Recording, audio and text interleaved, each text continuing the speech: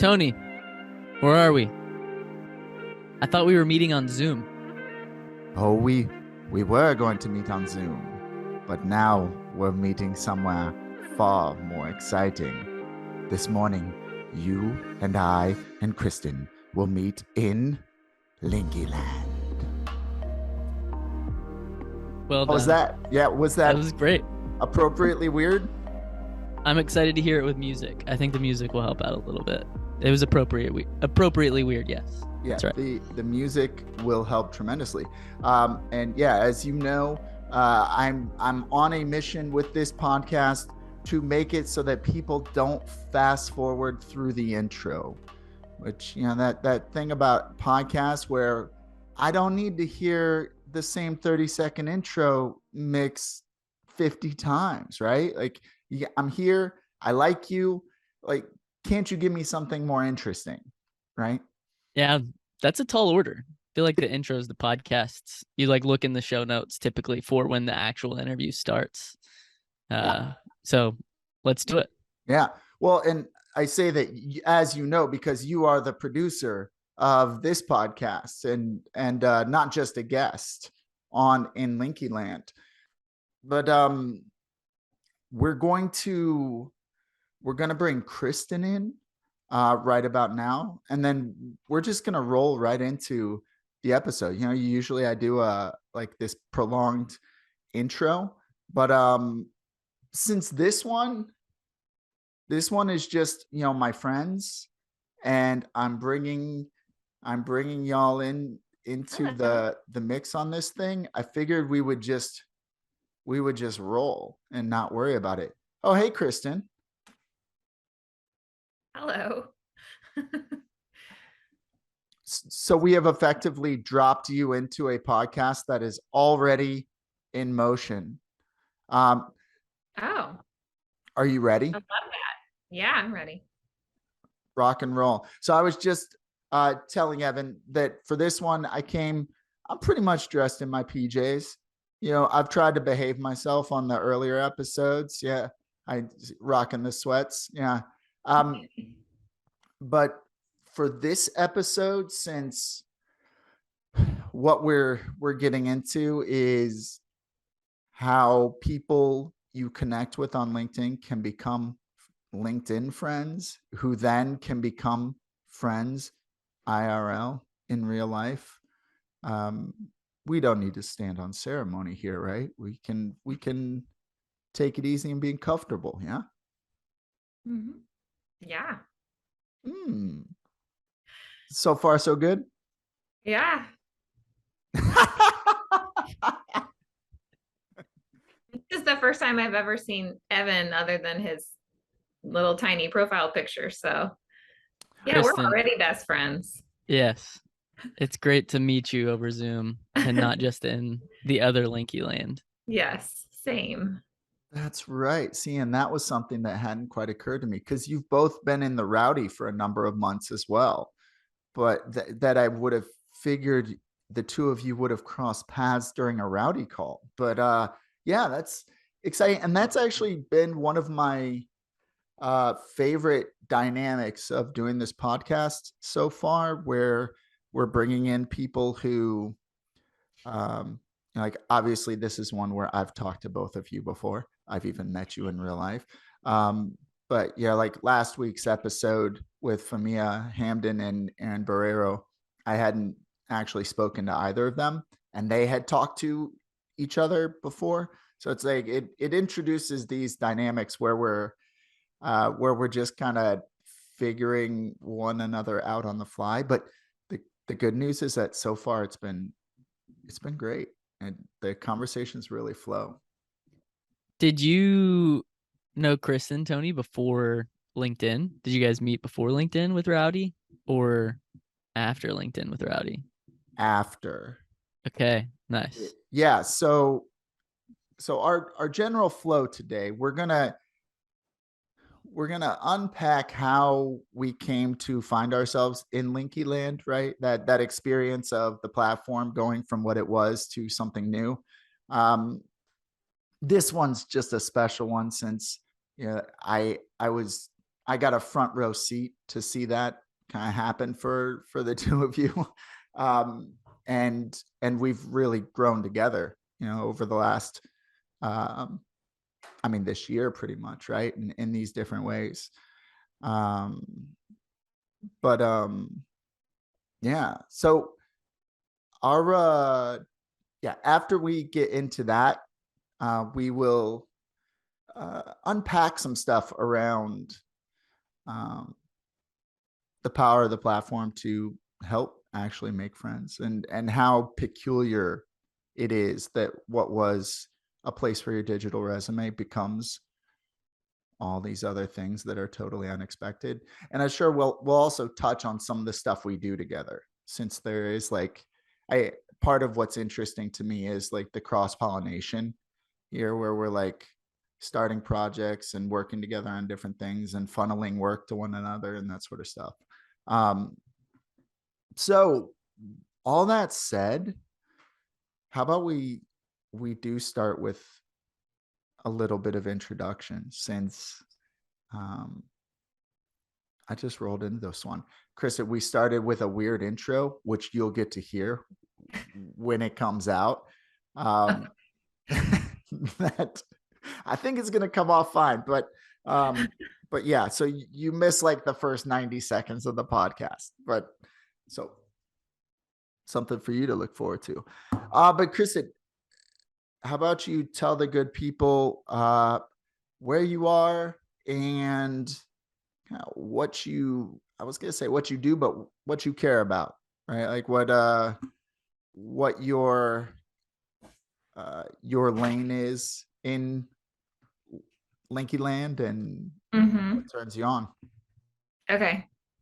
I'm physically in St. Louis, Missouri, and that's fine, I guess. So I care about a lot of things, but I think the reason that I've really kind of fallen into the personal branding space is because of how much I care that people feel seen and heard by others.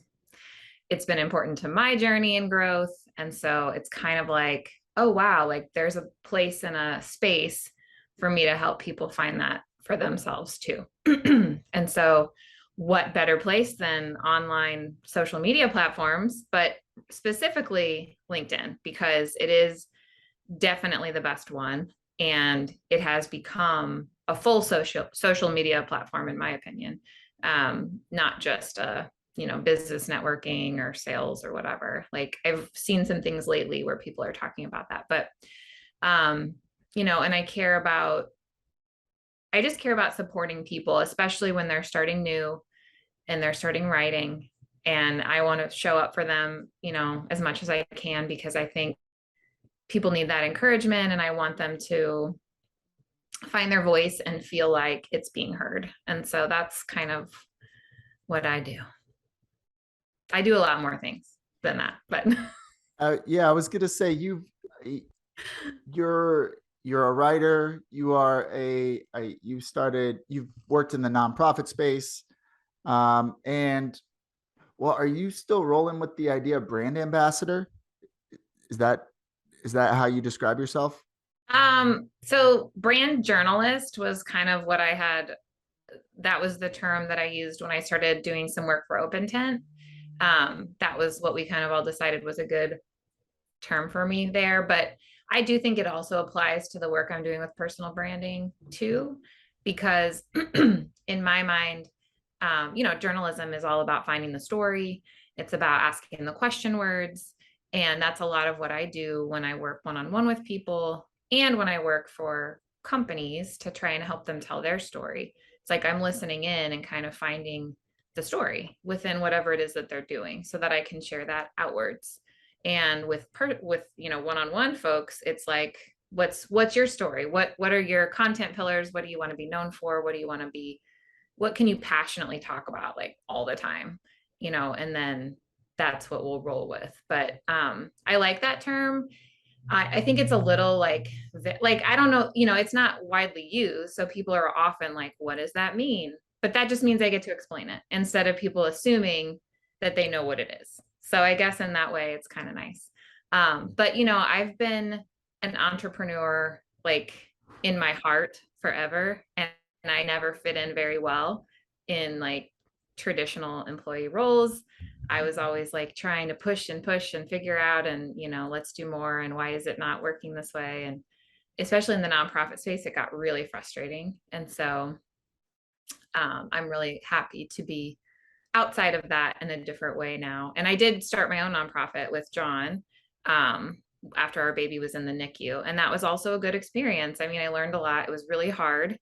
And I felt like I failed a lot, which was good for me because I don't like to fail. And so it was like, okay, I'm learning a lot. And I think that experience brought me to LinkedIn too.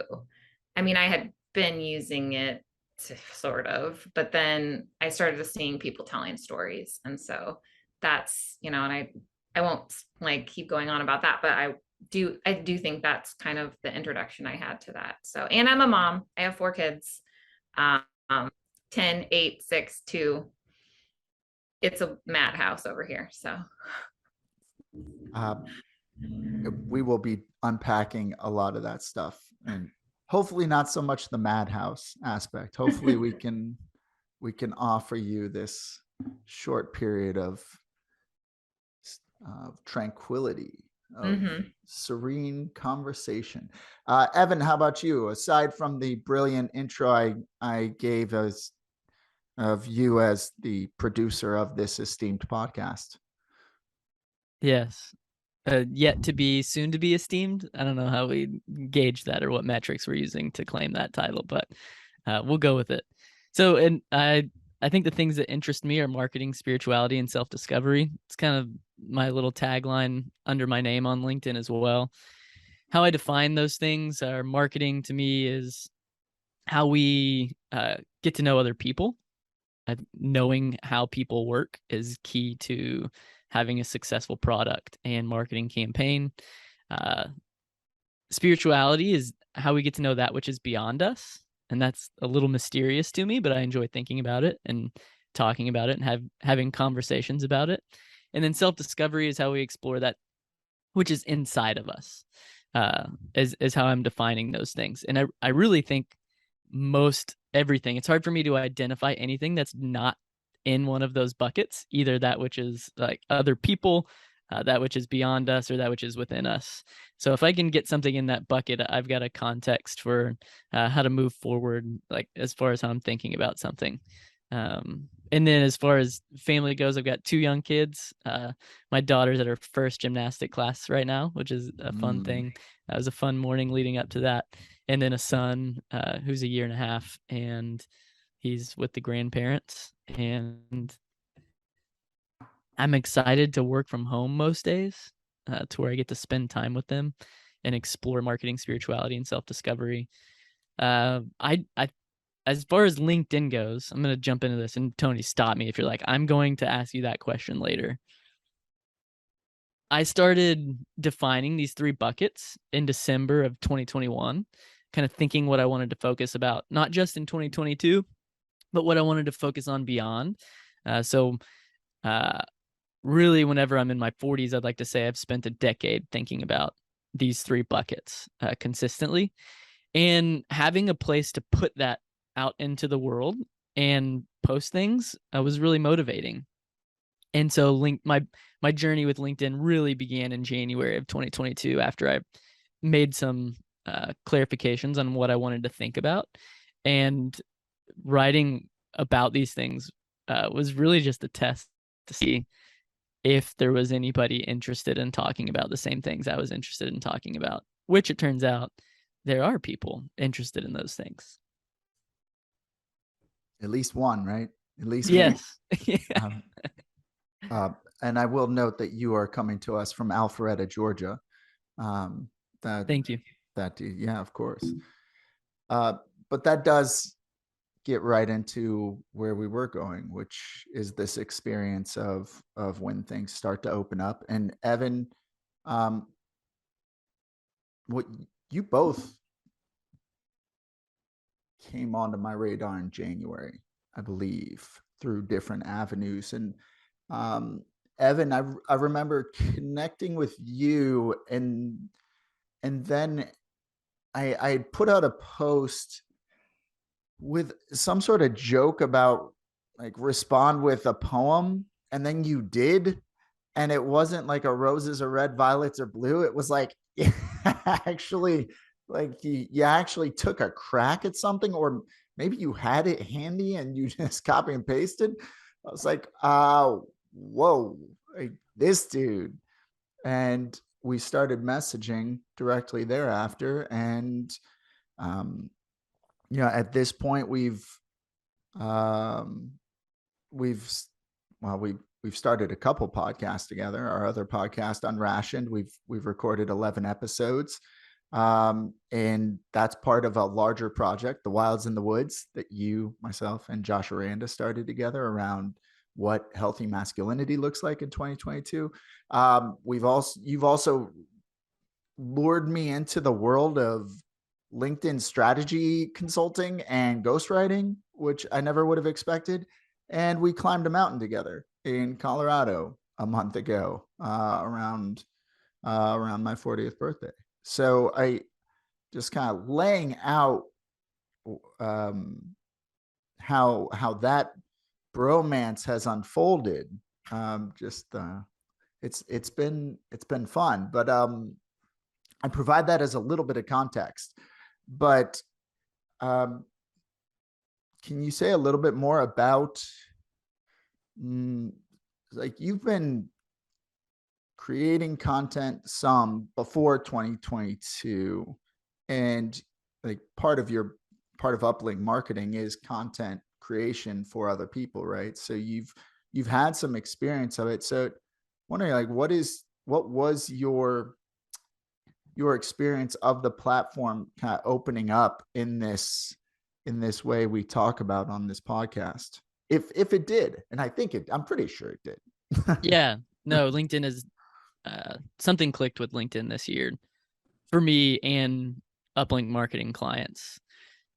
I would say up until this year, it wasn't even on a radar for anybody I was working with to put in their list of marketing channels. So any campaign we start, we make a list of marketing channels that are available to us, and we choose based on where potential customers are. And I would say one big shift in my career that brought me to LinkedIn was I stopped working with businesses and I started working with individuals, which seems to be where LinkedIn favors. Like the algorithm is going to favor, it seems to favor individuals far more than businesses. So I think that was one key to unlocking it was, all right, I've got some clients that are individuals, have a mine of content that I'm going to run through and then put that on the internet somewhere. Where am I going to put this? And I started putting it on LinkedIn. One in particular started blowing my mind was this guy who has like 10,000 followers on Instagram, 11 on Twitter, 4.5 on Facebook, and 700 connections on LinkedIn. And we were putting out posts on the platform, and the reach, the impressions were like double that with his 10,000 followers on Instagram. And it was pretty nutty. And that was one of the keys that shifted for me personally. It was like, oh, you don't have to, I feel late to the game on anything else. And I also, there's something different about the environment on LinkedIn, but that's probably transitioning too far away from what you're asking. But yeah, that was an unlock for me, seeing it work for somebody else who didn't have tons of momentum already under their belt. It made me question whether or not I could start building relationships and getting impressions simply by putting some thoughts out into the world. And then I had a note too on us climbing that mountain.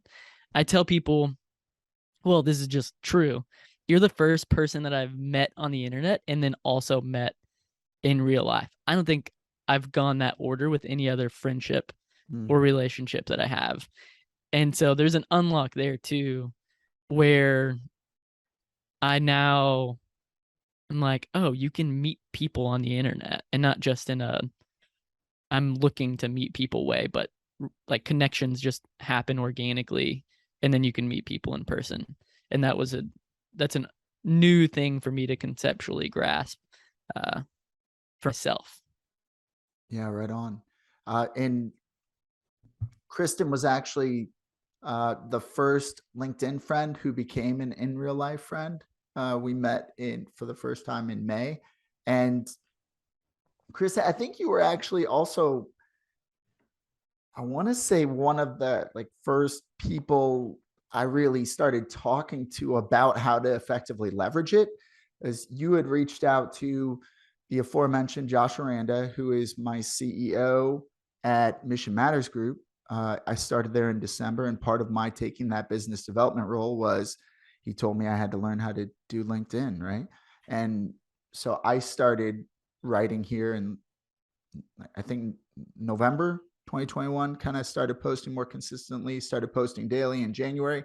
But a lot of my motivation was to learn how to effectively do it so that I could help Josh and other members of our team effectively use LinkedIn, right? To raise awareness about the great stuff we're doing at Mission Matters Group. And you reached out to Josh, you noticed what he was doing, right? And then he said, talk to this schlub. And yeah, so I know you've like got a history of traction on Instagram and Facebook. So could you talk a little bit about, take us back to that time, Kristen, when you were saying, what is going on here on LinkedIn, and how do I, with my, I guess this is a podcast, so people can see if they're watching on YouTube, but you have blue hair today. Earlier this year, you have had, was it just pink earlier, or did you have another color earlier this year? It was like a purple that turned to a pink. So. Yeah. So like you have like a really strong vibe, right? That you put out that even back in January, right? Where it's like, it was clear from the beginning that you were trying to figure out, how do I bring this vibe into LinkedIn and have it work? Tell me about that. Yeah. Well, yes. So the story goes, I was intermittently checking LinkedIn as a boredom thing. And it was always very boring for me because the people in my network were just posting promotions and new jobs and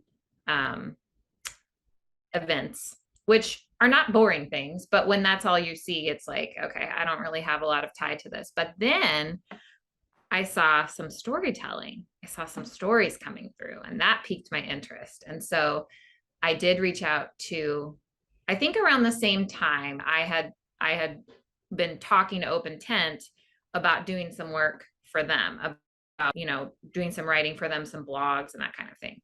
And so because of that, and because Open Tent and Mission Matters Group are similar in their scope and what they do, I had already been connected to Josh because I worked at a different nonprofit consulting company in St. Louis. But and so I saw that, and I reached out to him to say, like, hey, like, what's this about? Because it was different. It was different than what I had been seeing.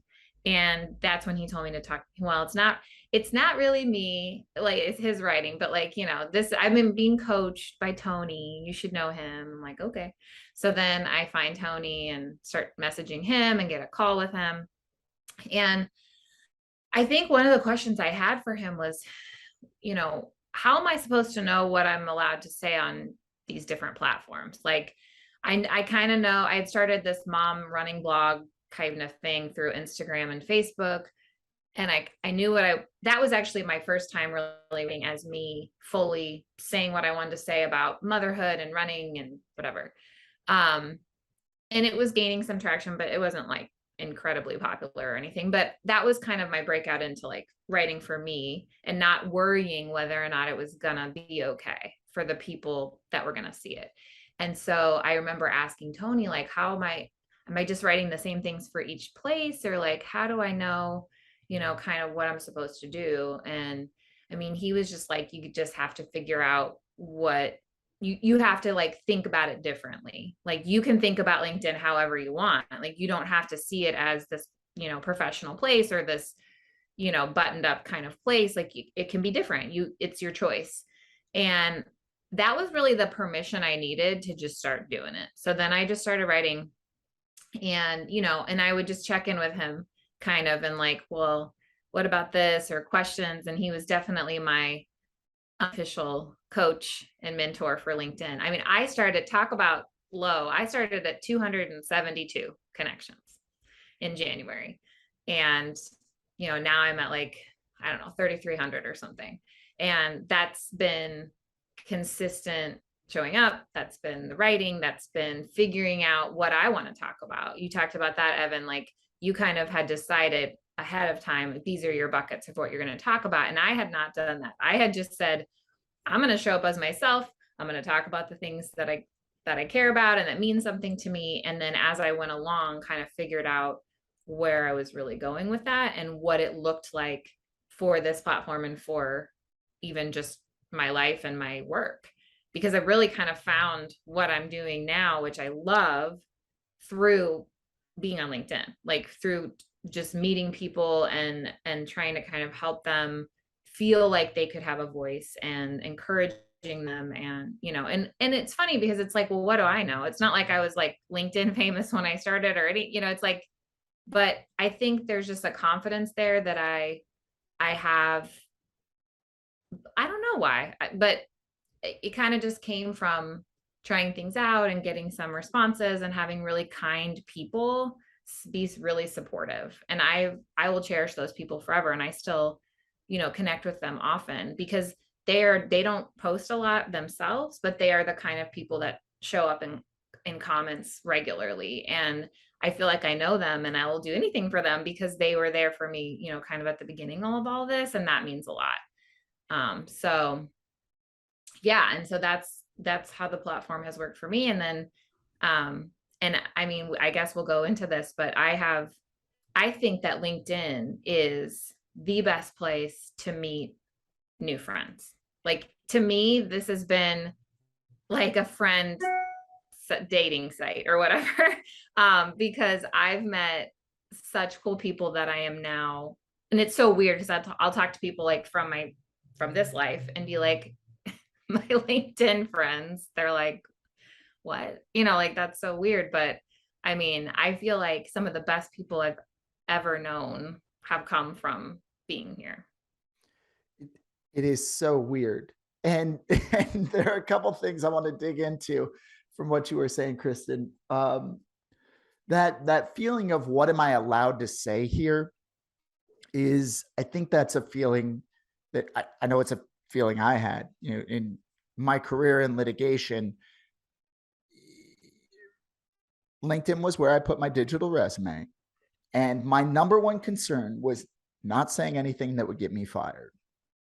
That was the main goal, right? And I think just about all of us have that sense that like LinkedIn is a place where you really have to be careful.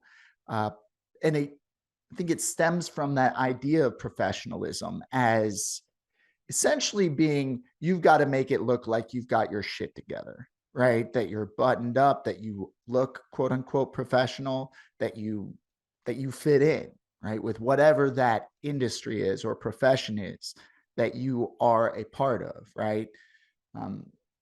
And the interesting flip side to that is that's precisely where the opportunity is for people who are willing to stand up and say something unusual, right? Because LinkedIn has been around for, I mean, it's coming up on 20 years since it started, and it's now got 800 million people on the platform, 180 million in the US. It's got this huge collection of human beings and attention where almost everybody feels that way, which leads to everybody's feed being an endless stream of job announcements and press releases, which are, Chrissy, you were nice about it. You said, well, those things can be, no, they're not interesting. They just aren't. They're not designed to be interesting, right? They're designed to be informative, right? And it seems like our attitude then is, if I post, I need to be informative, right? I need to show you how much I know, how well I understand my industry or my business or my company, right? And when we shift from saying I need to know everything, right? Or like show that I know everything to, can I just say something that matters to me? Right? That is interesting, right? Us talking about what matters to us is inherently more interesting than almost anything that was getting posted on LinkedIn, and to a large degree still is, right? So I think that's such a secret weapon that once you're willing to do that, and I love how well you, like, after we had that first Zoom call in January, like, I've had these conversations with a number of people, and you are two people who we've had the conversations, and then you've gone and you've done the thing, right? Where you've like fully embraced it, and like started standing up and saying things that matter to you. Um, Most people still don't. Like, most of my conversations do not end with people embracing that idea. It's like a start and stop, and you don't actually end up like really diving in to the thing. But Tony, real quick, can I yeah. interrupt you? No, of So course you the can. informative and interesting distinction is brilliant. And I think there's a way, if there's somebody who just wants to post information, there's a way to also make that interesting. Like a job change or promotion or event coming up could still be an interesting thing if somebody were to take 5 minutes and tell the story about why they're changing jobs, or why the event is meaningful to them, or what the promotion means for their family, and where they work from, and anything like it. I think somebody could navigate LinkedIn successfully only posting information related to their career if they took 5 minutes to think about how to make that interesting before each post. Yeah, but they also need to do it more regularly so that people feel like they know them and they're building some sort of relationship. Because I can care one time about someone I don't know that well, but if that's all they're saying, I don't know, there's just something about that consistency too, and just the showing up part that's important. Like, I think you're right, because some people literally still only post like informative type posts, and they do fine. But I also think that there's something about the way that they're showing up that at least is resonating with people on a regular basis. And so that, it's like, if you only got on to do like that, even if it was a story, even if it was like, this is why I changed jobs, like that might be fine once, and then like we're going to want to know you more than that, you know. Oh, for sure. Yeah. If you're gonna leverage LinkedIn as a quote unquote content creator, like, consistency is uh required, right? You have to. But Evan, that point is, yeah, it's on point, right? Where it's, to Kristen's point earlier about how she noticed that there was storytelling coming out. That's all it is at the end of the day, LinkedIn is social media. And we didn't think about it that way, right? We thought about it as professional, right? And that caused this mental block where it's like, I don't tell stories because I tell stories as a human being in my personal life, right? I just do my job at my job, right? Or um, it's just a fundamentally different way of approaching putting things out into the world, where it's like, yeah, and actually, Evie, when you were saying that, what came to mind is, so my last day in litigation was October 22nd of last year. And I think that I took the weekend and then I posted on October 25th, just about leaving. And it wasn't a very long post, but it did provide just a little bit of context around who I was and who I was becoming. And that post, I mean, I think it ended up at something like 2,400 views, which for a lawyer with 368 connections who had never posted a single meaningful word on the platform before, like I was one of those guys who I would just share something, or like I'm now working in this job and then get 300 views or 100 views, right? Like the post wouldn't go anywhere. So like just that little bit of context made a huge difference, right? It was like all of a sudden that post went to like 8x or 10x what my normal quarterly post for the previous few years would have been, right? But to Kristen's point, like creating content consistently is a muscle, right? It's one where you need to start like writing a bunch. I know, Kristen, that's your number one tip for people wanting to do it. Just write every day. And it's like in doing that, then you kind of find other insights or other pieces of information, right? To your point, Evan, it can be something related to your job. But it's like, how do you provide context to take it out of the realm of this is just a press release and put it into this is social media, which is to say, I'm putting something about myself out there in a way that somebody else who cares about what I'm saying can meet me in the middle and we can make a connection there. And I think I'm kind of glad a lot of people still just post informative things because it makes the interesting stuff stand out, which is something that's unique to LinkedIn. It's because most things are boring that something interesting works. So it's almost like, because there's not thousands of people listening to this who are going to be impacted yet by this, I would almost hold that card close and be like, please, like the more boring stuff on the platform, the better for people who are willing to take a few minutes and write something interesting.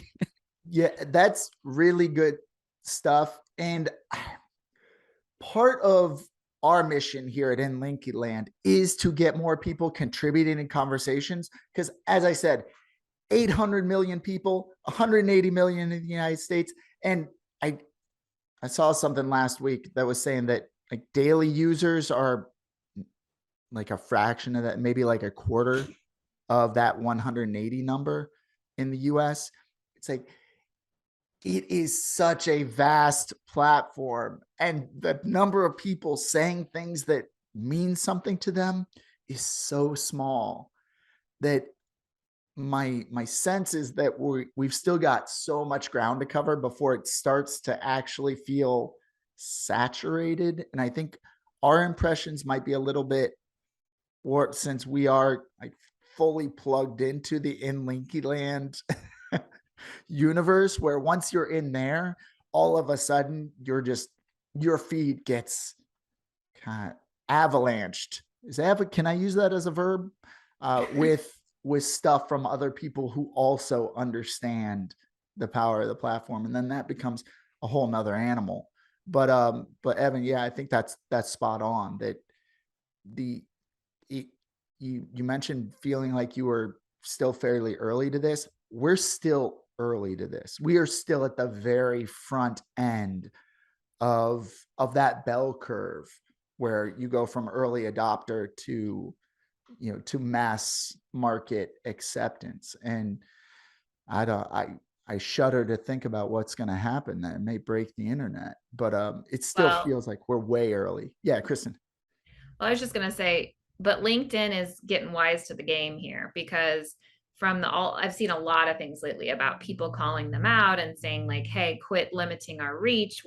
This was never an issue before. And like, I can't get the same kind of organic reach I was previously. And I think most of us have noticed, like, my engagement rate is still about the same, but my impressions are way lower than they were originally. For a long time, I had they were getting to a certain level and now they're not. And even as I continue to grow, I feel like it's still kind of being limited. And so I hope that doesn't continue to be the case, because the best thing about this platform is that you can reach people that you just never would have thought of.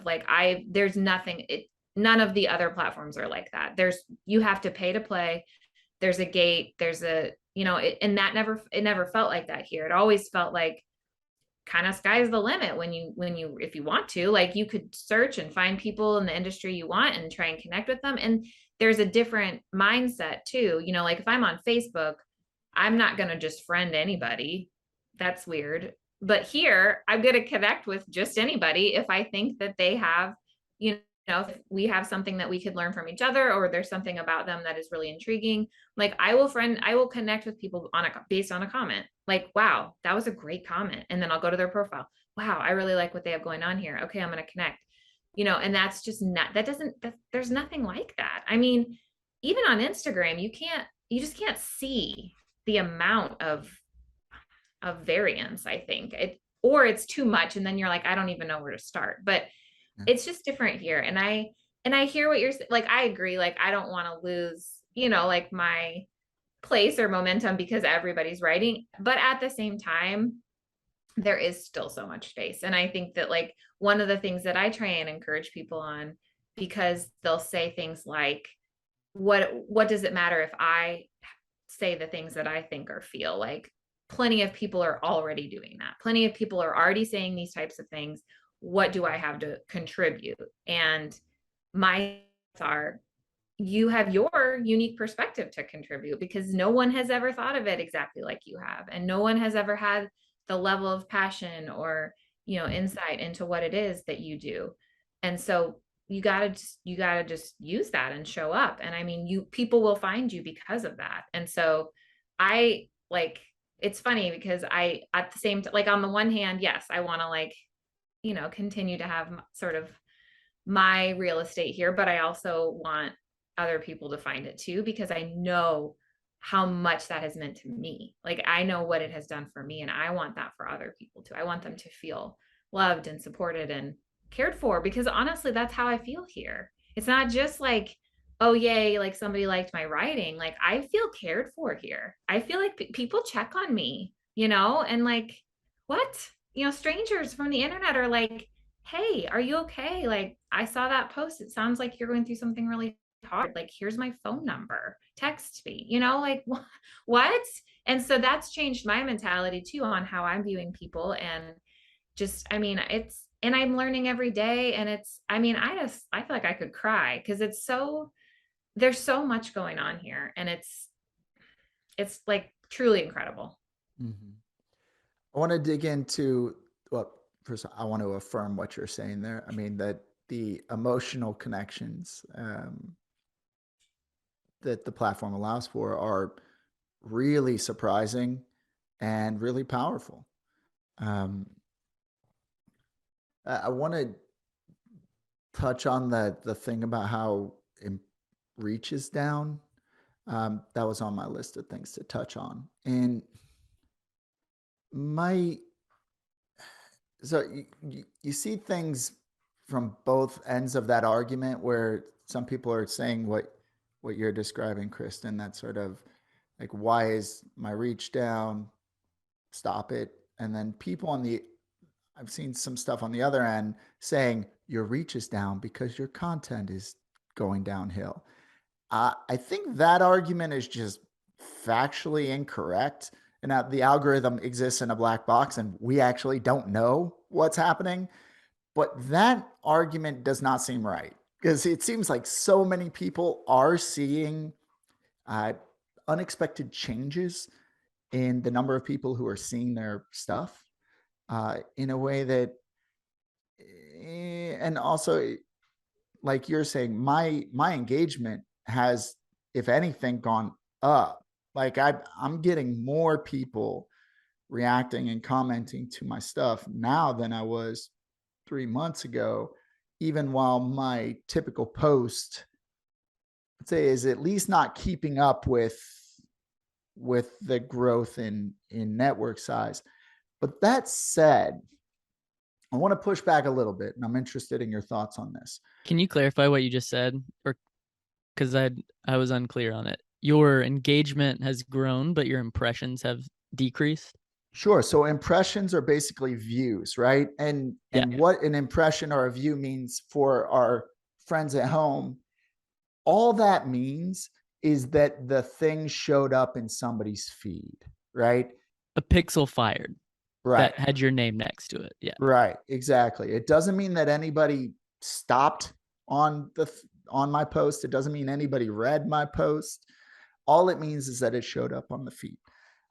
Engagement, I'm defining as reading it, reacting to it, commenting on it.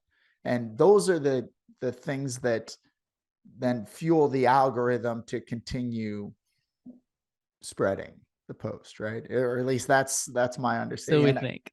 I do not claim to be an expert on algo behavior. But yes, like there's this human tendency that once we have something, we don't want to lose it, right? But when it comes to the impressions, there's also something we creators love to say about how it's the impressions don't actually matter. What matters is meaningful connections. And when we say that, we mean it. But then you take away some of our impressions and we get pissed, right? And I guess what I'm wondering is, given that the engagement is staying pretty steady for us, but it's just like, let's say that like instead of maybe 5,000 impressions, a post gets 3,000, or instead of 3,500, it's getting 2,000, or instead of 2,000, it's getting 1,100. I guess I'm wondering if it's not just like the algo has been tweaked in a way that is, the way I describe it is like a post is dropping a stone in a lake, and then you've got the ripples that go outward. And as you go farther out, the ripples get smaller and they get more removed from the initial stone getting dropped in the lake, right? And I'm just wondering whether the algo has been tweaked in a way that sort of pulls in those ripples, which is to say that it just kind of cuts it off maybe at the third layer of ripples instead of going out, where like my biggest posts, something that and I've gone viral like once, maybe twice, depending on how you define it. I've only had like 2 posts go to triple digits in impressions. And then, like a number of others You're saying 6 digits, triple digit. Oh, yeah. Sorry. So yeah, more than 100,000 impressions, right? But something that I notice, like when a post starts to get up into 20, 30, 50,000 impressions, is what it means is that it got to India for me, right? And I love India. I met my wife in India. It's one of my favorite countries I have ever traveled to. I don't think there are all that many Indians who are interested in what I have to say.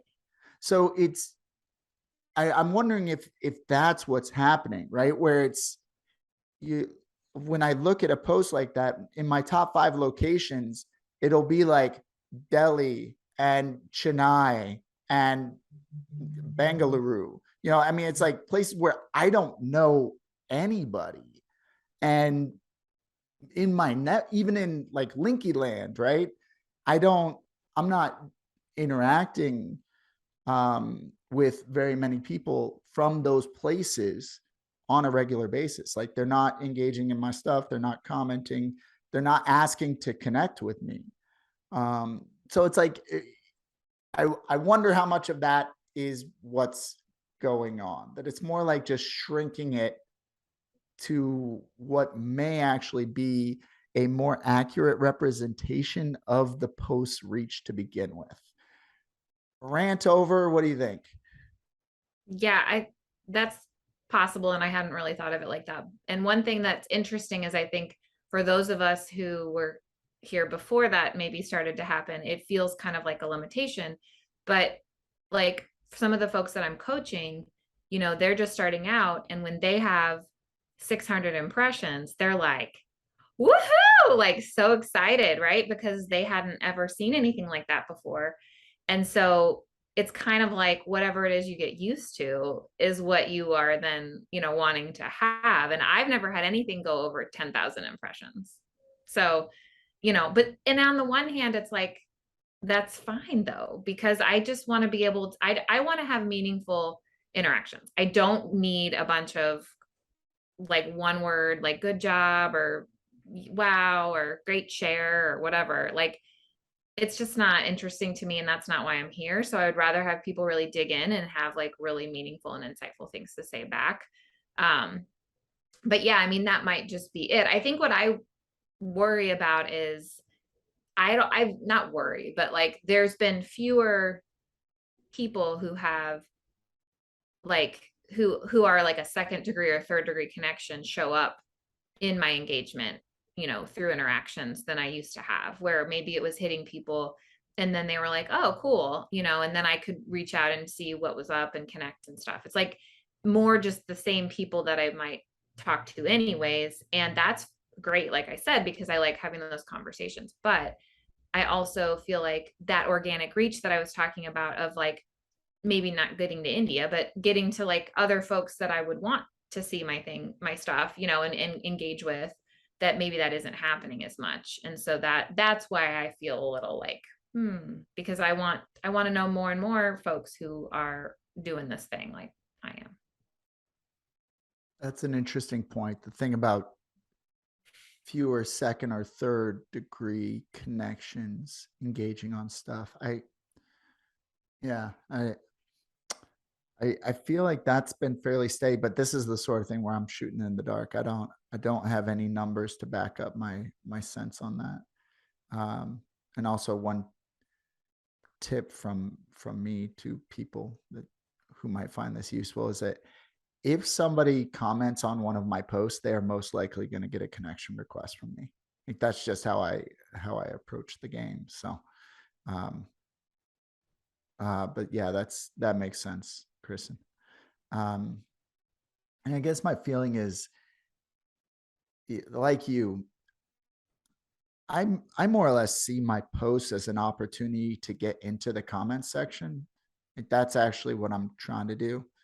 And really good stuff happens in the comments, right? It's where there is actually a back and forth, and it's where you can break down that understanding of social media as a place where the purpose of a post is to basically like shine a light on yourself, like to be in the spotlight and say, hey, look at me, look at me. Obviously there are aspects to that, given that, it's social media, but that the real power is that those comment sections are not just great posts, 100 fire, that they actually are opportunities to engage on ideas and to provide substantive support to one another in a way that I've never experienced on another platform. Evan, do you have any thoughts on this? My main thought is less about impressions, and immediately my mind goes to the fine folks that work at LinkedIn who are responsible to bring in profits for their shareholders. And that's probably top of mind for them as they're making decisions. And I think that's always going to be shifting things, because they need to make money and they need to figure out how to get more ad revenue. I'm sure they have ad revenue targets, and our feeds are going to evolve. Like they're never going to stay the same. And so that's just always in my mind as I'm thinking through impressions or what things look like. Yeah, I was in a paid Facebook for a while, like in 2013 to 2016. It was this gold mine, and it's just not that way anymore. And that's just the reality of like things tend to progress in that direction, where impressions will never be cheaper than they are today. As a general rule of thumb in marketing, tomorrow impressions will be more expensive than they are today. And that's the trend that we'll continually engage with. Well, and you had a interesting point you were telling me about why you think LinkedIn actually has more of a defense against that happen, where LinkedIn is less likely to become pay to play, right?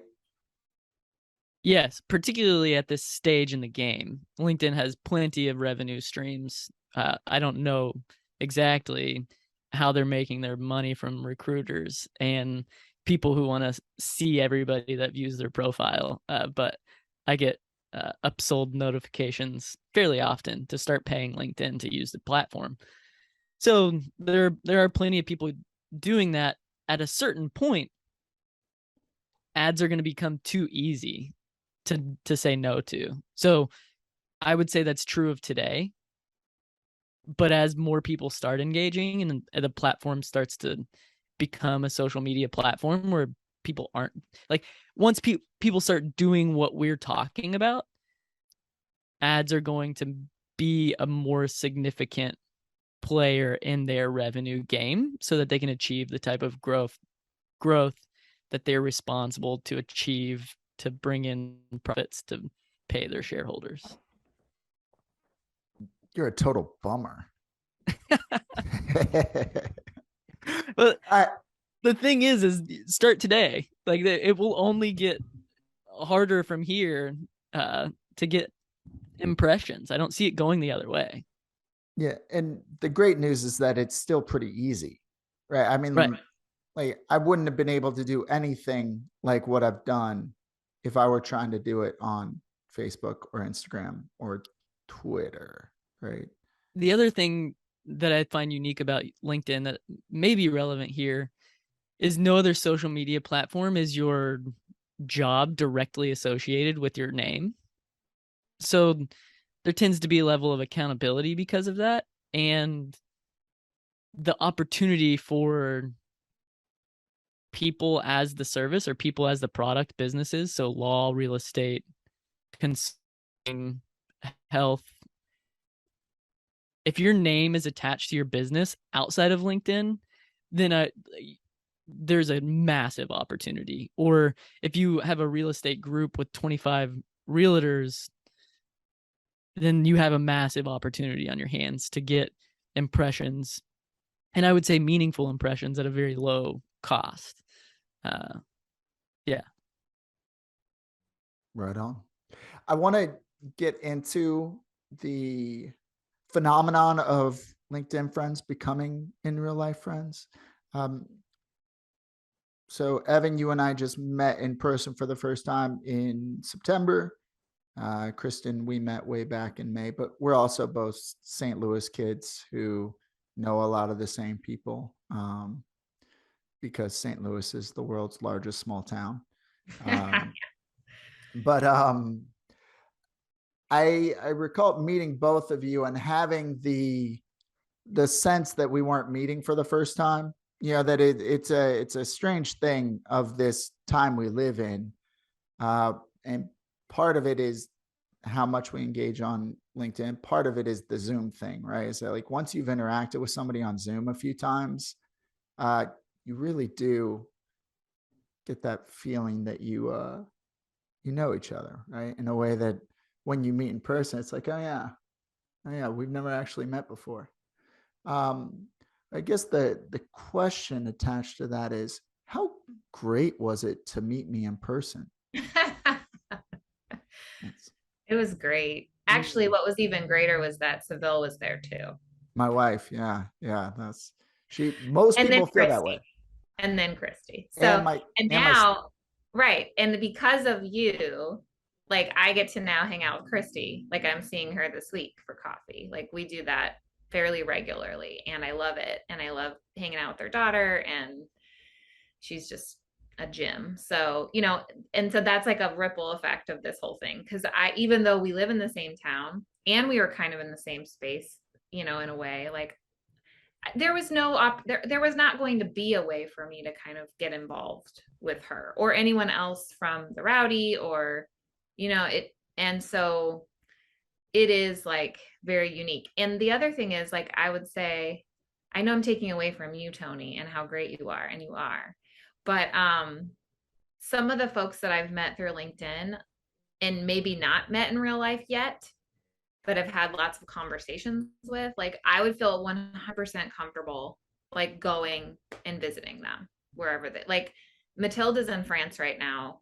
Like I would just, if I had the money and the time, I would go to France and stay with her in Paris in her apartment with Evan and her. Like, and that's just like what, or if like I was in New Zealand, I would go try and visit Sam, or, like that's what's so interesting, is like the amount of trust you build virtually that can be then transcend into like in real life stuff. Yeah. Yeah. No, it is cool that so Christy being my sister, and my co-founder of the Rowdy Creative. And then thank you also for name dropping both of the folks from episode 1 of In Lincoln Land, which you can find in your feed wherever you listen to podcasts. Um, but yeah, it is an amazing thing that we do build that level of trust where that's absolutely right. Yeah. Evan, how about you? How was it meeting you? I was more looking for general thought. I mean, if you want to comment on how great it, I mean, I think the general gist is what Kristen said, which is like, yeah, I'm fine, but I tend to, what I will say for myself, I do a pretty good job of trying to make connections between people and people who are better than me. So it's like through me, well, like Evan through me met Josh, right? And And Josh Billy, and Billy, and both of who's not those. on LinkedIn, I don't think. Nope. If Billy is on LinkedIn, I need to connect with him. I'm only a real life friend with Billy and not a LinkedIn friend with Who's Billy. Billy? Billy is Billy, my platonic life partner. We've been pretty much best friends since college. But he's a bona fide tech bro, data scientist in Silicon Valley. He is on LinkedIn, and he actually does not post much, but is on LinkedIn on a daily basis. So yes, I will connect you with William, Evan. so the weird level of trust that I had in our friendship from meeting on LinkedIn, and again, we met on Zoom weekly for a few months leading up to meeting in person. Mm-hmm. But to the extent where you were like, "Hey, Billy's gonna come pick you up from the airport and drive you an hour and a half down to Colorado Springs." I'm like, "Cool. I don't know Billy. I don't know Tony. I don't know anybody that I'm meeting right now. And I'm just showing up to Colorado, getting in the car with somebody and driving to an area with no cell phone reception in the mountains." Yeah, there in the back of my mind was always, these people are going to be crazy, or I'm going to be crazy. Like, I'm going to be the one. So anyway, it's a fun dynamic. It's not something I've ever experienced before. It, it really is wild. But um, I'm glad that all turned out well. Yeah, that Yeah. it all went smoothly. I also wanted to talk to both of you about the craft of writing and specifically how it applies to LinkedIn. Uh, I am a fan of both of you as not just people, but as writers. And learning to write for LinkedIn and in a way that people will respond to and the algorithm will respond to. Uh, I mean, I view it as a game pretty much, but it is certainly a skill, right? Where there are rules and there are these different tricks, and if you follow them, things can go better. And if you don't follow them, it can feel like you're banging your head against the wall. So I just want to dive into that a little bit and get your thoughts on how writing consistently on LinkedIn. And Kristen, you've been posting more or less daily for, I want to say like 6 months. And Evan, you've had a cadence of maybe like 2 to 3 times a week this year. So certainly consistent. Yeah. How do you think about writing on LinkedIn, Kristen?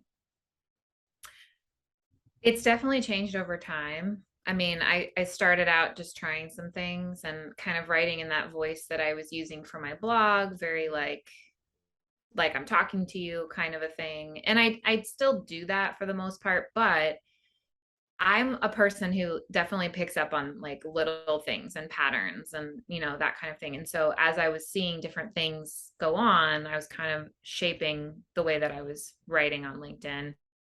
And then I had to do another, pivot recently because it came to my attention from several people that I care about their opinion that, sometimes my stuff would get really long, or it would be kind of just veering into like a really, like, I have no problem being personal on LinkedIn, but just kind of veering into like a more obscure personal space that was feeling more like maybe you just need to write in a journal for this, Kristen, and less of like posting it as your, post for the day. And I do think that was helpful feedback. Tony was one of the people that I went to and asked, like, okay, like, I feel like I'm getting a little bit less of engagement, like, and he kind of gave me some tips. And then my partner was also like, I love your writing and I love what you have to say, but like maybe think about like shaping it up a little. And I think that's good practice for me too. I think, as a writer, it's not just like a free for all. I don't just get to like, and then, move on. I mean, you can do that. But I think for me, it's been about kind of figuring out the game, figuring out how I fit into the game and which things that I'm okay with and not okay with. Like, I'm not going to stop writing things that are personal to my life, but I can find a better way to kind of tie them into the other stuff that I'm talking about, which is more along the lines of the work that I'm doing and the folks I want to work with.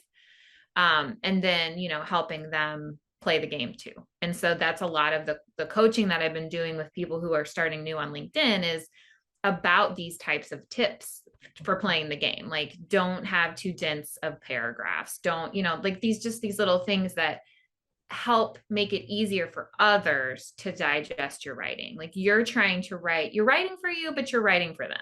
I mean, I would say most people would say you're writing for them, but for me, I'm writing for me, but I'm also, I'm trying to tailor it in a way that like people can digest it easier and it's more accessible to them. And it's not going to go like off into something where you're like, huh?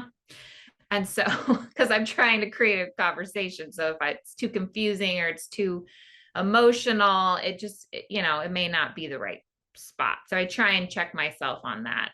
And I told Tony a while back, like, I was someone who just literally went into okay, it's time to post, and wrote my post and then press send, because there was something about that felt really like good to me. But now I've been doing a lot more pre-writing, not like for days though, but still like at least the day before or the day before that, so that I kind of write it and then I go back and look and make sure, like, do I still feel like this is a good way of doing it? Okay, good. And then, or not. So, I do think like I've made some tweaks. It's helped me with my overall writing. And that's why I think that for me, showing up every day is important, is because it's just practice that I want to have, as someone who is a writer and someone who wants to help other people with their writing. So I got to eat my own cooking and, do the thing that I'm telling people that they should do. Right on. Yeah, that's really well said. And yeah, I think there's a tendency where you might just like take a blog post or what could be a blog post, and you're more or less just like pasting it into a LinkedIn post. And that's fine. You can do that. Is as a blog post, it may be great, right? But a blog post is not going to make a compelling LinkedIn post. And I think that's a real adjustment in the thinking for a lot of people, right? And Chris, I do that you tend to write more in blog posts again, there's nothing wrong with that, right? It's just, it's the recognizing that this is a different game. And it is, when it's social media, you are competing against an endless nonstop stream of other stuff. So it's like, you really need to, I like have that hook, that first line or two button up. And I'm not aiming this at you. I'm just saying, this is certainly how I think My about hooks it. are good. My hooks are good. You are set. Your hook game is solid. Yeah. Well, it's so important. Then it's like, for me, I do try to get to the bottom of my post as efficiently as I possibly can. Just knowing that there are infinite posts behind just clamoring for everybody's attention, right? So you mentioned Sam Brown, he's somebody who tends to use every character at his disposal, but doing that in a compelling way is really, really hard. And I cannot do it. And there are very few people who can do that in a way that actually has the attention cascading and doesn't just, really, it's just a matter of requiring people to work. It's like the more we require somebody to work, to think about what we're writing, the harder it's going to be for them to get into our comment section. It's just, I'm asking more of a lift from somebody reading my stuff. So yeah, no, I appreciate what you're saying there. And Evan, I think of you as, you write almost like Thomas Merton. Now I'm a huge That's the fan of best compliment that anybody's ever given me. exactly. I love Thomas Merton's writing. But you run into a different challenge from the one Kristen runs into, where your posts tend to be very esoteric, right? And argue and abstract in certain in certain respects, because again, as you said, two of the legs of your three-legged stool are self-discovery and spirituality, two nebulous terms to pin down. How do you think about what you've been putting out on LinkedIn over the course of this year? Yeah, I definitely don't consider myself a writer. So I'm less concerned with needing to back that up with good writing, which I think is helpful for me because it takes away the pressure of needing to look like a writer. So I can just remove that kind of concept or title, and it frees me up to put words to my thoughts. So I would maybe consider myself a thinker and somebody who values the process of writing insofar as it helps clarify thinking. So the purpose of my writing is to think clear, not to write better. And so the way that I think about that, as far as it relates to marketing, spirituality, and self-discovery, I'm thinking about those things and exploring ideas. Oftentimes going back to what you were saying, Kristen, where it's like you're going to a journal. I'm going back to a journal, taking some thoughts and expounding on them. And they're less about experiences and more about exploring things that I don't know and would like to know more about. So that's a fairly nebulous answer, Tony. I don't know if there's any clarity in that. That's how I write, though. Is it exactly like my answer to you on this? No, that's a great answer. And honestly, you are less of a content creator than just about anybody else. And I think I've gotten people lined up for pretty much the next 5 shows. So I've got the first 10 shows accounted for. And I think you've posted the least out of any guests, which again is because you're not. What's that? So along those lines, I've made money using LinkedIn this year. So I don't think there's not a direct correlation with being a content creator or writing every day to how much money you're going to make. So you're not collecting data. It would be intriguing to know like some correlations there, or like I've got very specific purposes for what I'm using LinkedIn for. Right. And I'm showing up and thinking and sharing thoughts, trying to verify that LinkedIn's actually a good platform for my clients, and then think about how to pitch a business on a LinkedIn strategy for their key employees that would have a massive reach to where you're actually helping the employee grow their network, whether they stay with you or not, like just out of goodwill, and associating everything they write with your business.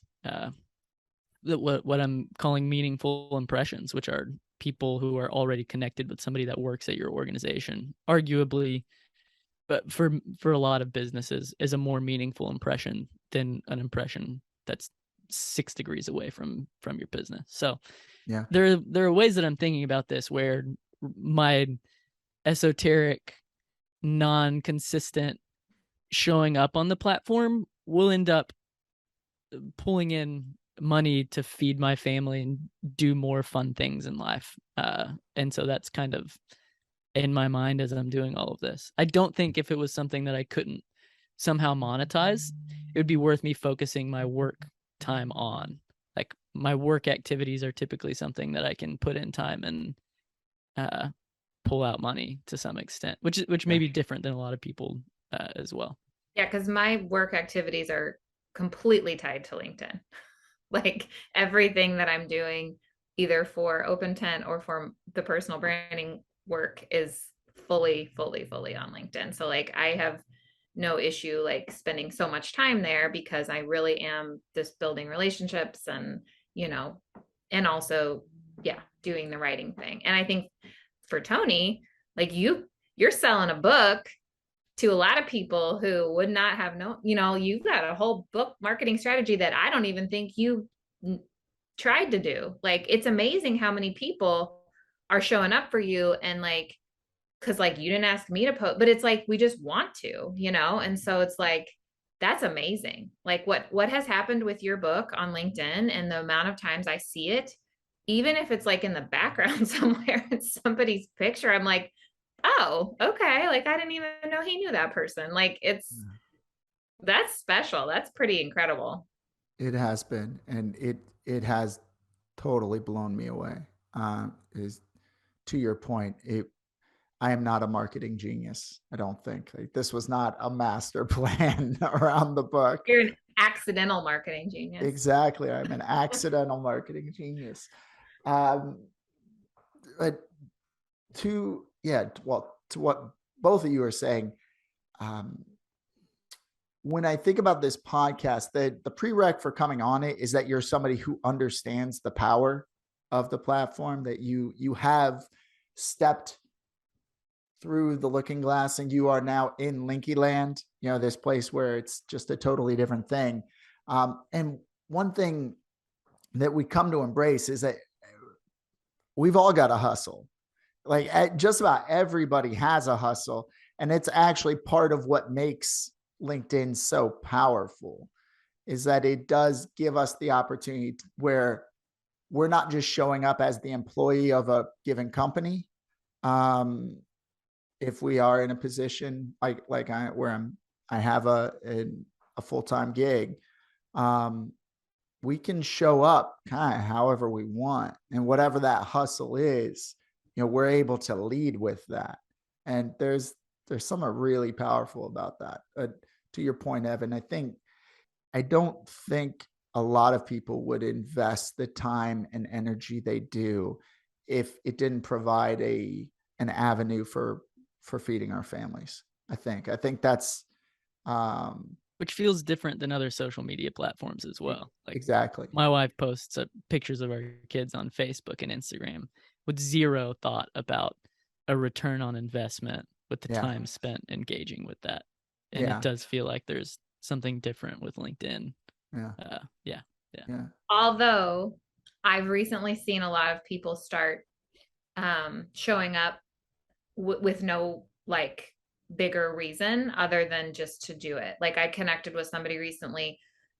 I mean, sure, at some point, like, will it help her? Probably, because she's gonna have made connections and stuff, but she's not here primarily to promote something or herself or hustle or whatever. Like she has a job. She just really likes talking to people on LinkedIn and talking about interesting things and posting. And she's not alone because she has a whole other community of people who are in the same boat. Like I think there's like sort of this, again, like an accidental thing that kind of happens without having a full on strategy about it. Mm-hmm. And it is still different than the other social media platforms because I think you still have a benefit. There will be some kind of benefit at some point. Like right now, she's just getting a lot of good connection and feeling heard and, you know, that kind of thing. But at some point, if she wants to switch jobs or she will have this whole network available to her. So it's almost like let's get, it's like a precursor to something you might need later too. So like build it now because you might need it later. That's a really good point. Yeah, that you don't need a hustle to engage. But one of the interesting things is the more you engage, it's almost like hustles just show up. They find you. Yeah, like when you lean into showing up and connecting on a consistent basis, talking about things you care about, it's an awesome way to figure out what you want to do, what you're good at doing, what there is a market for, like what other people look at and see as valuable. And so the writing and the sharing in public, and then getting that instant feedback in the comment sections, it really is invaluable for, I would say, for any creative person, but really for anybody who's looking to like build a life where your trajectory is getting more flexible over time, right? Where you're looking to create more opportunity for yourself down the road. Right? I did not expect to find that when I started engaging on LinkedIn last year. And that aspect is just like, I was texting with a friend earlier today who's in between roles. And I was like, look, you've got some awesome stuff that if you come over here and you start doing this thing, like I think 90 days from now, your life is going to look a little different in a way that you could not have anticipated. And you don't see what I'm telling you today. But if you trust me and you follow my directions, you will find yourself in, in Linky Land. All right. We have been rolling for well over an hour. So watch me gracefully dismount from this conversation. So obviously your LinkedIn profiles will be in the show notes. Evan will also have Uplink Marketing's site right there as well. Seeing as how Uplink is the producer and sponsor of this esteemed podcast. Evan and I also have the wildsinthewoods.com, our project around healthy masculinity, which could be worth checking out. We've got some good blogs there. We've got some other stuff going on with the Unrationed podcast. Evan, anywhere else you want to point people to from your end? No? Okay. Kristen, how about you? Anywhere other than LinkedIn you're looking to direct attention? We're growing. My partner John and I started Brandist, which is the umbrella company for the work that we do. He does AI art generation and creating sort of like the new stock photo situation. And then I, do all of the personal branding stuff. So we have a website, Brandist. Well, actually, I'm not even going to say it. You can find it through LinkedIn, but Brandist is our company. We will have things eventually in a website format for that. Cool. Well, thank you both for the time. This was, as expected, delightful. And we could indeed go full Rogan if we wanted to. We could just roll for 3 hours, but we're not going to. So thank you so much. And we'll see you in Linky Land. Thanks, Tony. Thanks, Tony. All right. Another conversation in the books. Couple housekeeping notes. You can find all the stuff we referenced in the show notes for this week's episode. Please consider giving us a 5-star review on Apple Podcasts. It really helps us out. I also have a book out that I should mention, In the Creative Arena, available on Amazon. Thank you so much for the time. I will see you again on the internet in Linky Land. Till next time.